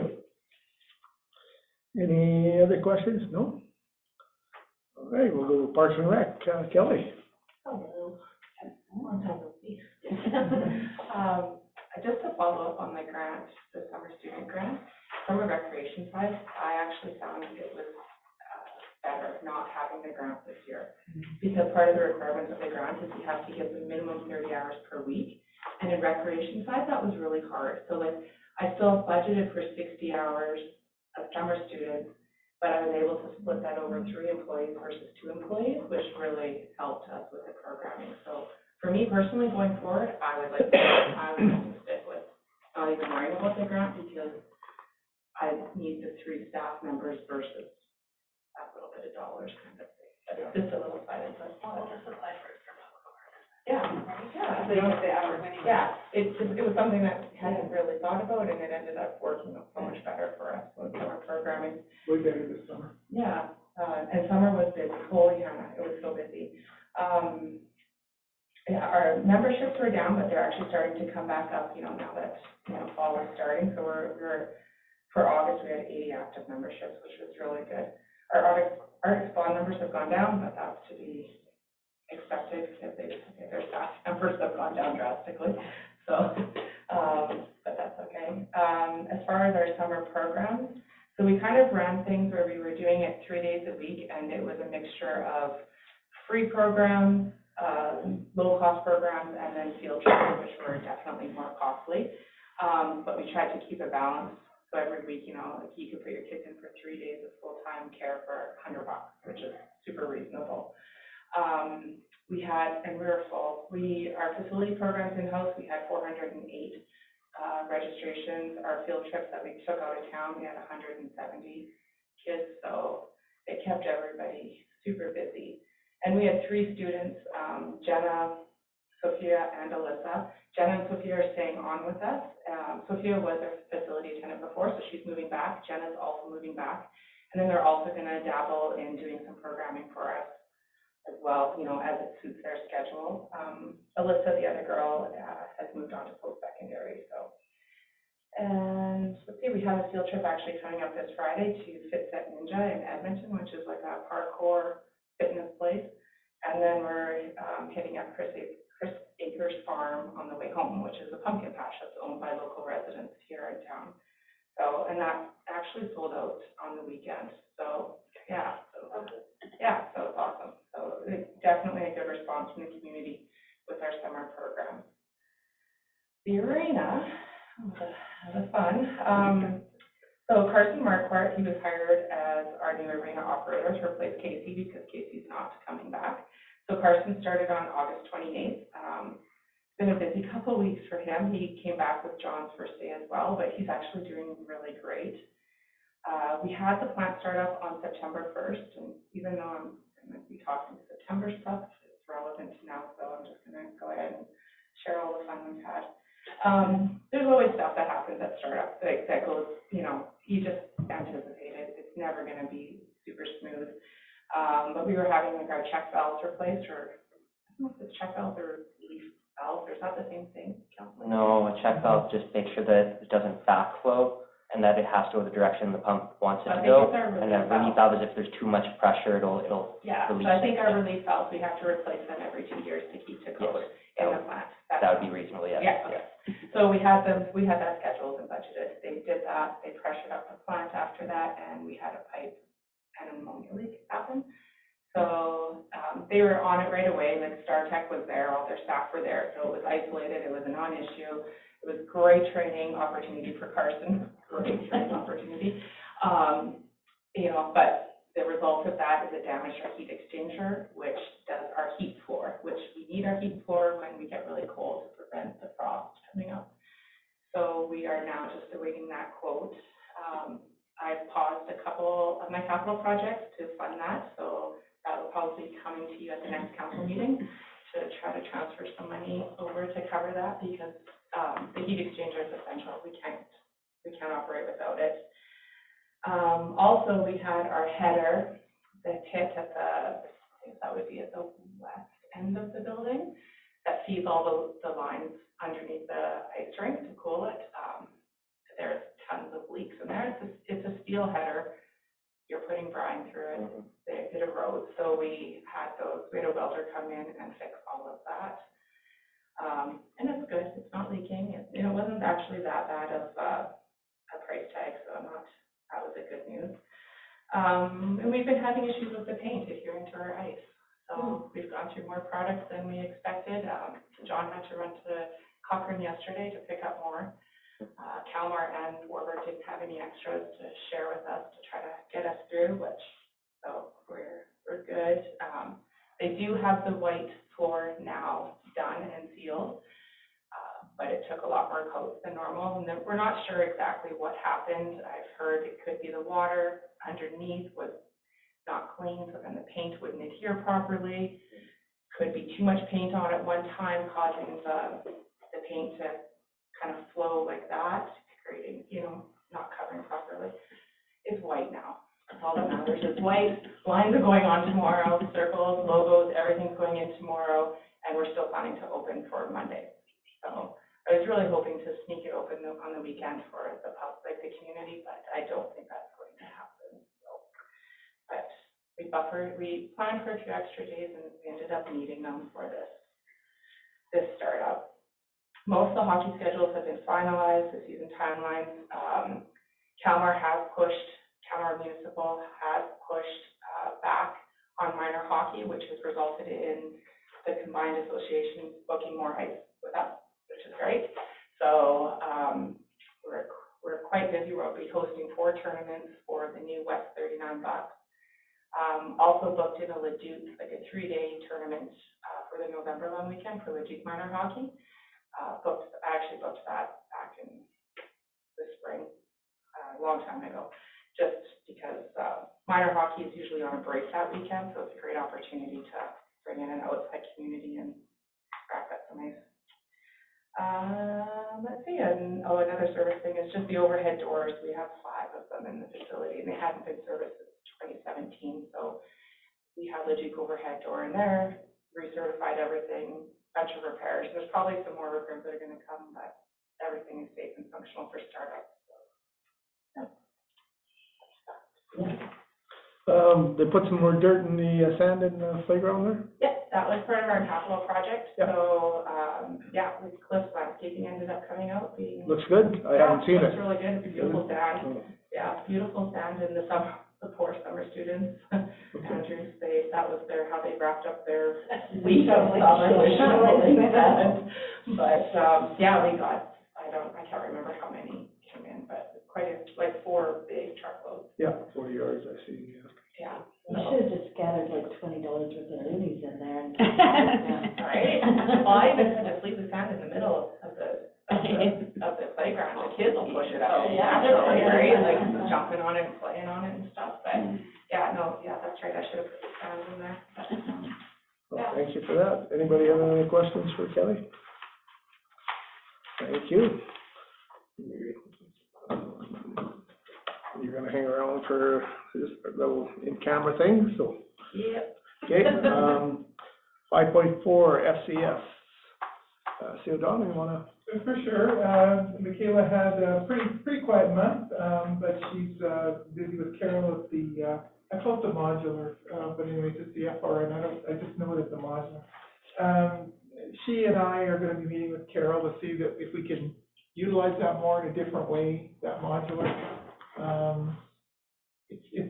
I mean, we use it 2 days a week if we need to, and the county uses it 2 days a week, and that's fine, but I want to have a meeting and just see what we can do differently in there. It's set up for little tiny kids and so forth, which isn't a bad thing either, but I just have to get a handle on it, so nothing bad. I was just gonna point out that there was at one point some discussion about trying to use it differently than it currently is, and there was quite a small group, but there was definitely some very vocal pushback. Apparently, there was grants received that covered the cost of it and such, and people were very concerned that we were using it for something other than what the grants were originally received for. So I can't remember all the details. It was 4 years ago or something, but just something to consider. Yeah, no, I hear what you're saying. I just want to explore a little bit and find out. It was paid for with grants, and apparently there was some concern about changing its usage, so. I know part of the issue is when ParentLink was absorbed or finished with the province, personally, I think the province made a serious mistake with demolishing ParentLink. It was working great in all these small communities with the kids and so forth. But anyway, there were some issues in throwing things into FCSS and more mom and tot intervention and more parental intervention, those kind of interventive programs. So I don't want to change anything, but I just want to explore some stuff because it fits. I don't want to interrupt your report, but what 2 days are we using it? Usually, well, sometimes it varies, right? For what programs? What's happening? Well, sometimes there's mom and tots in there on a Tuesday, and sometimes there's client intervention, like client conversations in there. What the county uses it for, I don't know. That's why I want to talk to Carol because she's the head of the program, right? Mm-hmm. So I just want to do some exploratory stuff with it because I don't know. I guess I don't know what I don't know, right? And I have some thoughts with it, but I really don't want to say them out loud because, like you say, I'm not going there. There's probably better uses for it, but again, what's involved with making it. I thought it was a county building. It's a town building, but the county leases it, I believe. Mm. Or there's an agreement that they use it. Just a handshake, I think. Yeah, handshake. There you go. So, yeah, we pay for everything for that building. I mean, they pay 60 to whatever percent. Yeah, whatever the cost share for the Included in their rec recreation budget, is. but, With yeah, everything else, yeah. yeah. So just an exploratory thing. I mean, I'll certainly report back on my reports when I need to, but I just think it could be more vibrant around there is what I'm thinking. No, and we have, I agree, there's all kinds of more useful purposes that could be found. I agree. I'm picking up what you're laying down. So, and then, of course, community awareness is September 16th from 6 to 8 in the Arctic Spa Rec Complex, and I'll be looking forward to attending that again this year as well, because it was pretty well done last year, for sure, so I like going out and visiting. And then 5 clients with FCS this month on various issues. All right, any other questions with the FCS? No? If not, get motion to accept the CAA reports for information? Sure, I think move to accept the administration reports for information. And the other, I'm sorry, all of the CAA reports. Yeah, all the administration reports, My mistake, yeah. All in favor? Carried. All right, CFO report. All right, so in August, I'm getting caught up on all the bank recs, because we, now that everything is flowing properly, I can get those done. Getting prepped for budget, and then we still are having some inquiries about property taxes. I reached out to one resident because he complained on Rant and Rave about his penalties. So I reached out, I looked at his account, and he already paid monthly. So I phoned him and I said, you know, you can just have us take it out of your account and you won't get penalties. And he chose not to, so I said, well, you don't realize you're going to have penalties. And he just didn't, his payment would be too high for him, and he's gonna think about it for January if he gets it paid off. But anyways, I just gave him the option, because I'm like, if you didn't know about this program, it's here, and then you wouldn't have them. So just things like that, and then other inquiries, just not bad, just information. So outstanding utilities as of August 31st, 50,695.29, of which 6,000 is subject to shut off. Outstanding property taxes, 412,400, 53,000 after tax recovery, and 49,000 is from 2022 tax notices. Accounts balance, operating 1.4 million, savings 1.3 million, and then your variance report will come at regular. So we did get the money from the county, that's why the bank balance. Thank you very much, that was good. So that's included in there, so we're caught right up with that. Yeah, we're caught right That's up. good, that's good to hear. That's excellent. Yeah. Yeah. And can you, Cindy, or have you made a public reminder on, say, Facebook about the tips or the? Yeah, like we put it out during tax season, right, and we did have a bunch of people sign up, so, yeah. But maybe if you did it quarterly. Yeah, well, usually at the end, by the end of the year, like so how it works is you have to sign up. So if you sign up in June, you have to pay half, because you have to have your property taxes paid by December. So if people haven't paid now, their tips is gonna be so high, right? Because they only have 3 months left of the year. So in January, we'll put out another, like December, because the beginning of the year, people have paid their taxes, then they can go on and split it over. Yeah, probably better served doing it, like you say, like December, Yeah. not waiting until January, so that they can sign Yeah, up so they can for sign up for January. January. Yeah, so, yeah, we'll do a blitz like December and January, because we have till the end of the month, like we can put you on in a day. So it doesn't take long to put you on, so. But yeah, we'll do another one then, and then another one again at tax time, but there was, we did have a few, like, I would say a good amount sign up this year at tax time, so, yeah. Getting in, we're trying to get this. All right. Any other questions? No? Yeah? So I just want to say a few things about things going on in our. Oh, you're in the middle of your, sorry. Yeah. Sorry, okay. I'm like, I thought you were finished. Sorry. Can I get a motion to accept the CFO report? I will make that motion. Okay, all in favor? Carried. Okay, now you go. Okay, So like we said in the FCSS report, community awareness is tomorrow night at the rec center from 6 to 8 p.m. And then also the grads will be there doing their barbecue fundraiser tomorrow night as well.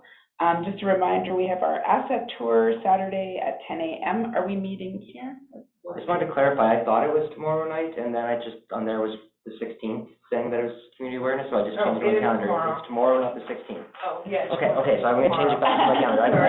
I'm booked with another meeting either way, so I won't be there, but yes, I just changed it, yeah. Yeah, it's Wednesday. Okay, yeah, that's what I thought. I guess I'll be going tomorrow night. Yeah, here I thought I just put in my calendar wrong, Oh, yeah. good thing I brought that up. Yeah. Yeah, the asset tour. So tomorrow night is FCS, or community awareness from 6 to 8. And then Saturday is the asset tour. We're meeting here at 10 a.m. We'll go to the water. Water treatment, I'll try to remember that. And then just the AMA is September 27th to the 29th. And then I had emailed Donna, and asked Carol about this too, because I've had a couple residents bring up the lights being on 24/7. So Donna said she's dealing with Fortis on that front. Unfortunately, they don't work quickly. Because we had this issue last year too, didn't we, Jessica? We did, the wildfires have slowed them down, it's not a priority. So we'll negotiate the bill when they. Yeah, because, decide to I get it mean, done. that can't be cheap, can it? Well, that bill for the lights is ridiculous anyway. Yeah. I can imagine. Because, and it's not even the bill for the lights, it's the demand. Yeah. We pay for a certain amount of power to be delivered, whether it's delivered or not. Like, it's Yeah, whatever you ridiculous. keep Because when I first got here, I questioned it, because I was like, what? And then. No, that's unfortunately how commercial, electricity goes, yeah, your peak demand. And then, yuck. Yep. We'll negotiate from time of first report.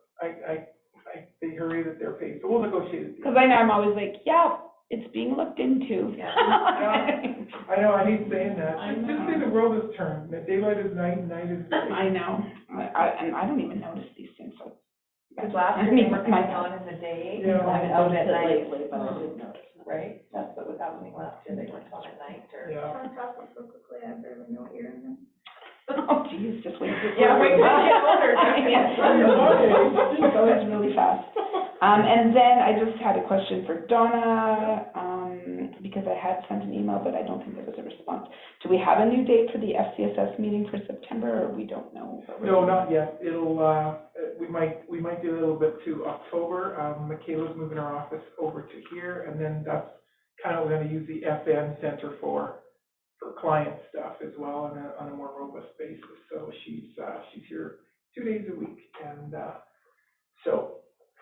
we'll probably look at towards the end of September, first part of October. Okay, because we moved it there because we liked it there. Oh, you'll still be over there. Yeah. Yeah, you'll meet there. You'll meet there. No, but I mean, The people. specifically, people didn't like coming here. Oh, they're not coming here, they're still not coming here. Okay. She'll meet them over there. She just has her little office here, that's all. Okay. We made room for Kelly, more Kelly staff in the community, or into the Arctic Spa Center. Kelly needed some office space, so we just brought Michaela over here. She won't meet clients here at all. Okay. And then my last question is just, has there been anything from whoever we're waiting for on decisions in regard to the trails at all?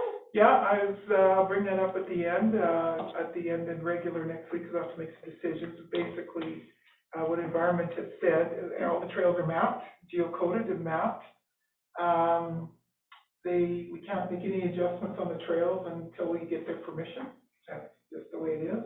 We're lucky we're not in violation of the Public Lands Act, but we have to send in any changes we make with them. I'm also getting Devin Stout from the Fire to come in and give me a fire smart assessment on the trails that we own, not on the trails of the two landowners.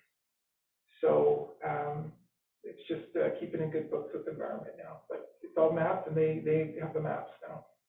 Changes means like no maintenance, but what about maintenance of the trails? It just depends what maintenance is.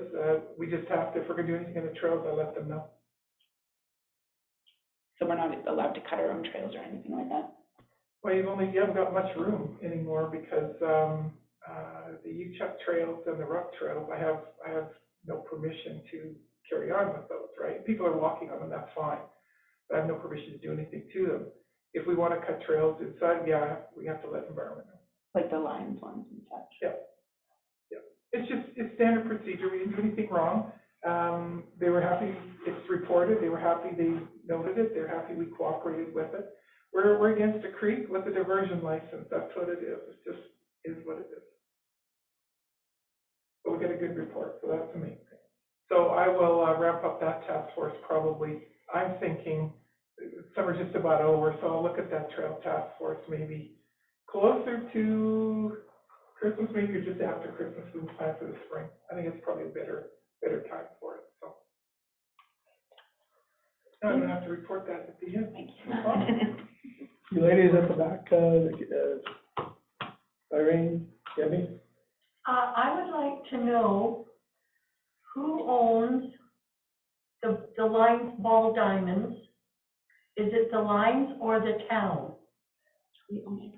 That's the town, I'm sure. Okay, why are they not being maintained? They look like a pigsty. The infield is full of weeds. Sam used to go in and clean that up until he was told he could no longer go on that stuff. It was up to town. Well, why isn't it being done? I watched 3 of your so-called great summer students take 3 lawnmowers down by my end. Where the hell are they mowing down there? I'd like to know. 3 of them. I'd watched somebody in a town truck drive by 3 times, not doing the speed limit. So they're wasting time and our tax dollars and the government's dollars paying these kids if they're just goofing off. I don't think 3 lawnmowers need to be over in my end. What's there to mow over there? There's the lagoons over that way. It's actually quite a large area of grass that needs to be cut at the lagoons. They need 3 lawnmowers? It's actually quite a significant area. I don't know if you've ever been over there. It's actually quite No, I significant. haven't. I don't know that that's what they were doing, but there is I town don't assets know. over there. I watch them when they mow around where them trailers are. If they can mow where them trailers are, they can mow further over towards the trees instead of leaving that grass 6 feet high. That is disgusting, and I come in and complain about that. I'm sure the town truck was going to the lagoon, because they have to go there quite a bit, but I don't know about the lawnmowers, I guess, Donna, you can. Yeah, they'd be mowing at the pond. Okay. Yeah, like Yeah, it gets quite bad, like it does get cut periodically. It's And I not think, unheard of. as far as the infield there in those diamonds, they're all finished playing ball now, right? Nobody's playing anymore? Yeah, all of Like, it was pretty good, they had quite a few tournaments, the diamonds were in great shape for the longest time, and if they're not looking good now, it's because nobody's playing in the last 3 or 4 weeks. Yeah, the problem is the North Diamond. That's the one that's just, it looks like a pasture right now. Yeah, And nobody's been the using, nobody's students playing. can try dragging it, but yeah, we need I think it's more the base is the problem with that one. but- Yeah, Carol. I have a concern, and it has to do with the weed eaters, and I'm glad to hear that there's 5 of them, because I don't think by the doors at the rec center, the 2 doors that we always go in, I don't think that the entryway has ever been weed eated. When I taught my kids to mow, I said, you do a half-ass job if you only mow. You have to trim and mow, and then it looks great. But I don't know where those trimmers are, because I've looked all over, even at the post office. When I go to get the mail, I look by the garbage cans and the recycles, and it's always high, and I think, oh man, I should get my weed eater. I thought, well, no, Public Works should be doing that, like, or those kids. There is always high grass everywhere. That's why our town looks unkept. I'm sorry, it doesn't look prim and pristine like some of the other communities. We have how many? We've got 5 Public Works and 2 students? Like, that's a lot. We have 4 public. Well, shouldn't they be able to get through all, like, weed eating and trimming? And especially those key places like the post office and the rec center where people are constantly going in and out. It looks terrible. I just want to tell you that. The rec center has been done, I will say that. The rec center has been done. Has it done? It's been totally done. Good. And it's been done a few times, but I mean, like, really, I would personally love to spray, but really we can't. And so the thistles come back like rampant, right? I was there today dropping off Grayson for high school, and it actually looked fine, yeah. There's nothing that caught my attention. Okay, Yeah. but the garbage cans that Carol mentions by the post office, I wondered, is it a problem of, is it post office property? Is it AFGC property? Is it a town responsibility? Is there a standoff of who's gonna wait the Like longest the to make it? entrance into town, the art expo entrance as well. But I don't know that it's ever received attention all summer, and it is long and leggy. And, That's a post, that's Canada Post. But is it our garbage can? yeah. Irene, did you have something? Yeah, you're just talking about beautifying the area. Why can't we do something about welcome to Thorsby? That area, and I've mentioned it before, doesn't make people want to come when they see welcome to Thorsby. It's a mess. I must say, it's been mowed, it looks a hell of a lot better since somebody mowed it. And the trees are out of it, the dead trees are gone. One of the things, Irene, that we're going to do is, it's a heck of a chore weed eating it, because I would love to talk to the person who put rocks in that thing. I really would, because it's a nightmare. So you use up a whole lot of problems with your weed eaters. Next year, we're gonna blade those rocks off of there. Oh, good. Yeah, we're getting rid of them, and we're gonna get close to the boulevard, so retire the rocks there too. Want to do something with that, if we have the budget. But we'll blade those rocks off of there and put dirt in, we're gonna seed it to lawn. And, Andrew has a kind of a cool idea that he wants to build this winter so that it could be placed there next year. We're looking at perennials, kind of flowering perennials that aren't expensive. So we'll finesse those plans a little bit, but it is a nightmare to weed eat, because it's all those big gray rocks. And, anyways, we'll deal with it next summer. Yeah. But it looks better now that it's been mowed at least.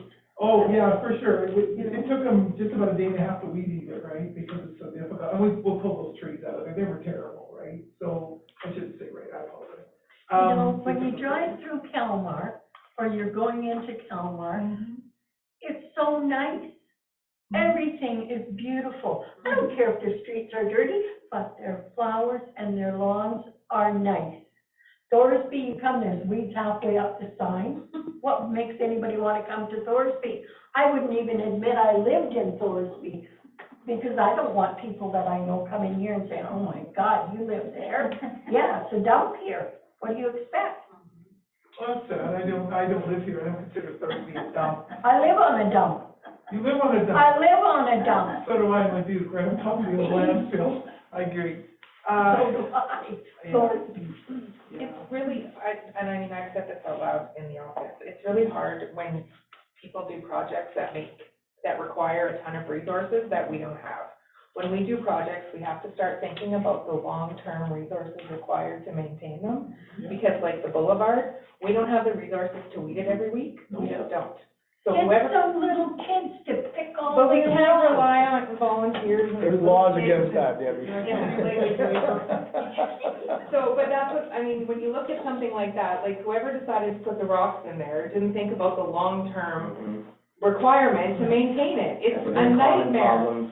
And that's just one of, you could probably come up with 40 examples. Right, so when we do a project now, it has to be, what's it gonna take and cost to maintain this? Do we have the resources? Yes, no. If no, then we have to come up with a different plan. Historically, we were just worried about getting the initial capital input Yes. and called it a day, but nobody ever stopped it. Like, I really like what Warburg did with their boulevard and all the sidewalks, and they put that stuff in it, there's no weeds in it, and it looks nice, and When I saw a maintenance picture free. of the boulevard and it was concrete, I said, whoever decided to change this? Yeah. Because it is a nightmare. Sure. And we can't use the spray that everybody thinks we can. Yeah, you can't spray the weeds, you can't do anything. I would love to do it, Warburg. I don't have a problem with Warburg. But folks, you have to realize that there's a lot of issues in this town we're trying to fix. And I would love to beautify it more. There's lots of things I would like to do. But Please don't pay a street sweeper to come into Thorsby, because they don't do a job. It's a garbage job. is it? It is. Daryl, you need to come in front of my house and see the weeds that are growing on the road, because all the dirt is along the curb. Jim used to go out every year and shovel that, and I said, if I have to go and shovel that, it's getting shoveled in the middle of the road, because I'm not getting a wheelbarrow to haul it away. There must be a pothole nearby. No, I'm not. No, there's asphalt In the middle of curbs. the road. So then they're all, the asphalt curbs are all broken and separated from the asphalt road surface, and then it all grows up from the soil underneath. There's nothing I'd like better than to pave all the streets. There's nothing I'd like better. Why than didn't the summer students do some of that instead of driving around in a truck? Well, They could have been shoveling some of I'll that. take your comments, Debbie. I know what they were doing, but I'll take your comments. I have a question too. Okay, so as I go for my walk on the sidewalks, the weeds are growing onto the sidewalk. Is it the landowner that should be cleaning those Yeah. weeds off of the, in front of their? Yeah. Okay. Just like shovel them, right? Yeah, you could shovel them, yeah, because they're Well, I'm literally. just saying though, they're You could responsible. walk this much, Yeah. and then there's weeds growing Yeah. onto Yeah, the that's sidewalk. the adjacent property owner. That's okay, Adjacent so property. they should, okay, I should bang on their doors and say, No, look, get I out. don't want you to get around. Once we get we kept, I will say this, without, bylaw and CPO this summer, we only had 4 roughly notices orders to remedy a month. Everybody kind of got scared, and Ken and I had long, great talks over there. I told him next time he had to bring coffee, next time he wanted to talk to me. But anyways, we had great talks. And so we had a contractor mow, they're mowed. Next summer with, Dejan, we'll be able to get ahead of things.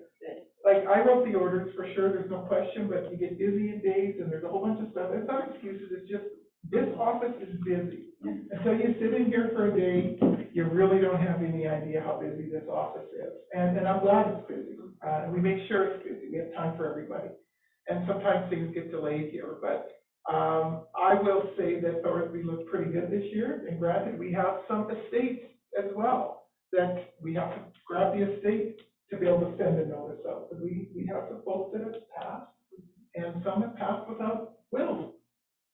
That complicates things. And when we have to send an order out, you send the order, you have to give them time to receive it, you have to give them time to appeal it, right? That'll take time. So we send the orders out by the 21st of every month. If they have a mow, we mow.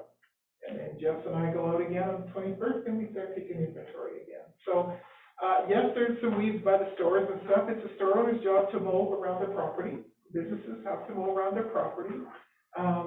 But for the most part, I have to look at the weeds in that, and they have to be 15 centimeters high. Yeah, some maybe are for sure, but not every lawn is. I have stick that measures. And so it looks high, but I can't touch it until they're 15 centimeters, unless you want to change the bylaw. So your comments are well taken. I never get upset about it. Your comments are well taken. We're getting it slow but sure. It looks better than it did last summer. The weeds on the sidewalks in front of people's homes, That's there. I'm guessing people aren't aware that that's theirs. Well, we can put a notice in. Yeah. I'm not gonna worry about it. They largely are, because we actually started enforcing this back in 2018, and they were very upset to be told that it was their responsibility back then. So all the problem sidewalks that I know of currently were problem sidewalks then, and were largely upset to be told back then. So they have been through that discussion at least once. Well, maybe there's a new owner of the house. But if they know the snow is their responsibility, why would the weeds not be their Well, that's responsibility? right. It's their responsibility. They only think snow. I just sense they would play dumb and go, I didn't know. Oh, you don't have to sense. They can play them all they want, but they have been talked to about this, yeah. No. So next year, we'll look after all that too. We'll work on the winter with Dejan. We'll have a whole calendar for him to look after. Donna, Yeah. how big are these stones that are in the welcome to Well, they're the same ones that. They're the same ones that are in the They're boulevard. only Some are about this big. Yeah, and some are this big, but they've been impacted in there, right? Yeah. And then they've been added to, so I don't know how big the layer's gonna be, but we have chatted with Mr. Bowen, and we'll blade them and he'll take them. And they'll be gone. I'll have a party up there. If you guys wanna bring the hot dogs, I'll have a party on the hill there. They're ankle breakers. They are, and same as the boulevard. It's terrible, and there's trees that gotta come out of the boulevard and on, so. Anyways, we'll be talking about that at budget, we're getting prices and all that good stuff, so. And these projects sometimes aren't the most fun, they're not the most exciting, perhaps, they're just like our infrastructure. Yeah, like all the pumps, right? Nobody sees the pumps, but if we don't replace the pumps, we don't have water. We don't drink. So. We got another sewer line to fix coming up probably, and, yeah, so we're kind of, we've kind of got to concentrate on what we can and get your infrastructure up. At least you're aware of it. Oh, I'm acutely aware of it. We've been aware for a long time. Just so all of you know, I drive this town probably, and I'm here 3 days a week, sometimes 4 or 5, you just don't know because I'm out here. I'll drive this town 3 days a week for sure, every day I'm here. Yeah, she does. Go ahead, Trish. There's another concern from a resident today regarding the auction market. And I don't know if it happens every single week, but last night, are we on Tuesday today, right? So yesterday was auction, and apparently at 1:15 a.m. the loudspeakers were still. Oh, I could hear them last night, I mean. Yeah, so they they were were. in trucks all day. Yeah, they really go quite late at times. They do, Yeah. they have to pen and sort cattle. They've got young kids in there, they're riding horses, they have to be able to hear, they have that exemption. Okay. They have exemption. Monday's the sale, and Monday they got 3,500 head of cows to get out of there. Yeah. Okay, I didn't realize there was an exemption. Yeah. There's only one day that they don't have a sale, or, so it's just, I think it's Friday, right? That there's no sound, otherwise you hear them every night. You do, for the most part, and they've got a lot of young kids, there's about 20 young kids working there, we can't have any injuries. No, and I get the cows are gonna do what cows are gonna do, and they don't, understand to shut up, but when it's humans on a loudspeaker at 2 a.m., that's not really the same sort of, acceptability. Yeah, it's not I cow can noise, forgive the cow for not knowing it's night, but why are they still actively auctioning at 2 It in was the morning? auctioning, They're, yeah. well, they're sorting. They're hens. sorting, They've done the they're auction not already. doing the They're- when those, big pots and liners pull in, you have to have the right cows and the right liners. And your cattle are sorted after auction, they've got stickers on them and they're sorted in lots. So in the dark, the lighting's not good there, but they have to call out the lots and they have to make sure it goes in the right liner, otherwise what's gonna break loose. So, if council wishes to, deter business and wishes to do something, that's fine, but they do have an exemption. It's not like it happens every night No. or every month. No. Like last night was an exception. Yeah, it was. Very I nice, could hear it but from my it's not place. like that. every Occasionally. No, last summer was quite bad. This year hasn't been anywhere near as bad as last year. It'll get worse at Christmas. The last Christmas, December, is it November, they put in 16,000 head through there. So a lot of It's not times. as bad during the winter though, because I think the snow absorbs a lot of the Yeah, sound. it does. It's during summer when it's dry. Well, and It's everybody has people their have their windows windows open, shut, and yeah. like, right, like it echoes, it feels like. The other thing is that it's been an east wind, and I know you don't, makes a big difference, but a northwest wind, the sound will carry the. Absolutely, yeah. Well, one thing we did do is, Andrew and I this week facilitated a cremation burial. We dug the grave and so on and so forth in the United Church graveyard. And when the family showed up, Andrew went over to chat with them and they shut the loudspeakers down for the length of the service. Well, that's nice. Yeah, no problem. That was about half an hour and then Andrew and I buttoned up the grave. So, it was very quiet there, so. They're amenable. I just know when they're really penning cattle, they have to do it right. So you're right, it doesn't happen all the time. We're kind of keeping an eye on it, but, it's a big business here too, right? So we're just walking the line appropriately. I don't want to do or say anything that they say, screw you, we're off at, I'm sorry, I shouldn't have said that, we're still in council, so I apologize.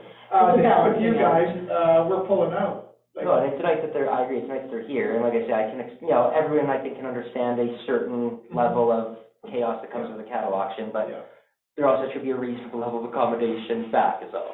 Yeah, if it was every darn night, for sure. I mean, I'm kind of monitoring it, so I'm kind of keeping track of it. That auction mark has been here since I moved here, so people who moved here should have known it was there They've also and expanded deal since with then, though, it. Debbie. Shut down. Huh? It's They been got shut down. shut down and then got reopened and expanded though. Only for a couple of years that auction mart was shut down.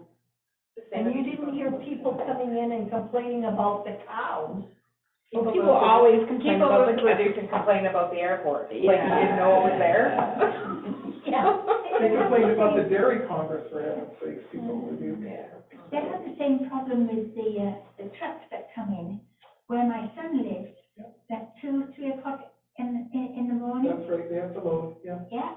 Yeah. Is there no, they never used to come in that way. Yeah, and they are now, and, we'll monitor it when, the young gets his stripes, and we'll take a look at it.